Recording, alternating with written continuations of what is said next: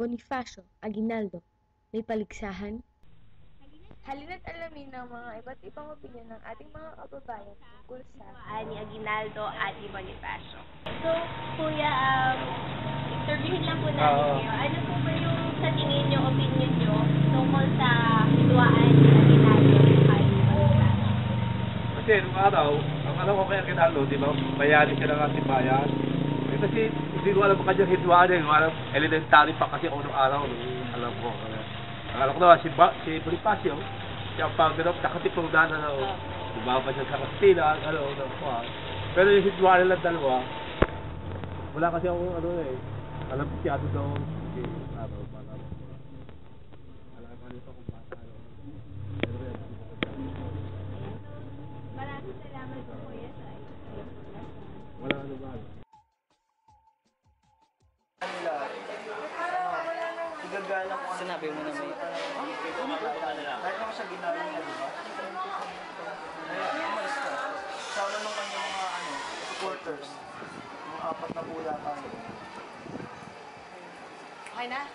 Wait lang. Kinabukasan, yung March 23, Police Bonifacio. Yung bali yung hinalapit ko ni Bonifacio is dahil din doon sa hindi siya nanalo sa pagiging pangulo. Pero ito, opinion na rin lang natin yun. Kasi hindi naman talaga natin alam talaga kung Kung saan siya Hindi, kung sa palagay natin, kung husga natin bilang tao, masakit nga yun, na baluarte mo yun, puro magdiwang yun, sigurado ikaw magiging pangulo, tapos hindi ka nanalo. Nung nanalo pa si Emilio Aguinaldo, nawala rin naman doon sa pagpulong nun sa Teros. Lagi ko ganun. Pero wala po siya pinanakit kay Aguinaldo. Hindi ko alam. So hindi po talaga, uncertain po talaga siya, hindi sinabi or clarify. Wala sa nabasa ko. Wala, kasi wala namang accounts na nagsasabing gano'n eh. Kahit si Gregorio de Jesus galit kay Aguinaldo, kaya imposible rin na paniwalaan ko yung sasabihin niya. Kasi malamang opinion din niya yun. Kasi ginawa rin siyang parang sira. Inilayo kasi nung panahon na nilig si Bonifacio, kasama niya si Bonifacio. Ngayon nung araw na papatay na si Bonifacio, may dumating sa kanyang sulat na makipagkita daw kay Aguinaldo. Kaya punta siya doon ngayon sa opisina ni Aguinaldo sa Maragondon. Pagdating niya daw, wala si Aguinaldo.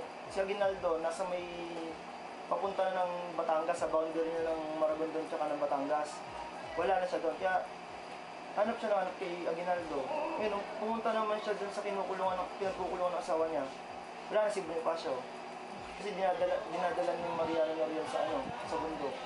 Papatayin na. Kaya talaga, hindi ko talaga alam.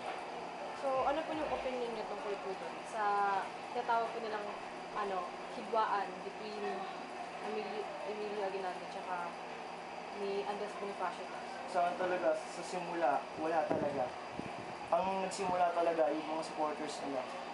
Isa pa talagang napasama, hindi siya taga ron sa Cavite. Parang gano'n, naiintindihan naman natin kasi uso pa rin naman yan, di ba? Pag may napahalo sa inyo, hindi taga sa inyo, hindi naman kagad natin kinikilala eh. Parang gano'n. Si Bonifacio, sunod-sunod yung pagtatalo. Si Aguinaldo, sunod-sunod yung pagkapanalo. Nawala na yung nila kay Bonifacio. Wala kasi kung salita at salita lang, talagang malakas ang karisma rin ni Aguinaldo. Ni Bonifacio. Pero nung gawa na, hindi siya magaling. Parang gano'n. Salamat po. Salamat po.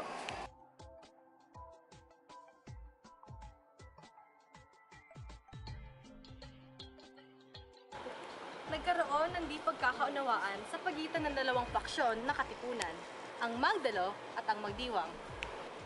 Noong Marso 22, 1877, nagkaroon ng pagpupulong sa Malabon, Cavite. Sa kalagitnaan ng pagpupulong, nagkaroon ng botohan kung sino ang pangulo ng samahan. Ngunit nagkaroon ng alitan sa pagitan ng mga taga-suporta ng magkaibang panig kung sino nga ba ang nararapat na pangulo, si Andres Bonifacio o si Emilio Aguinaldo.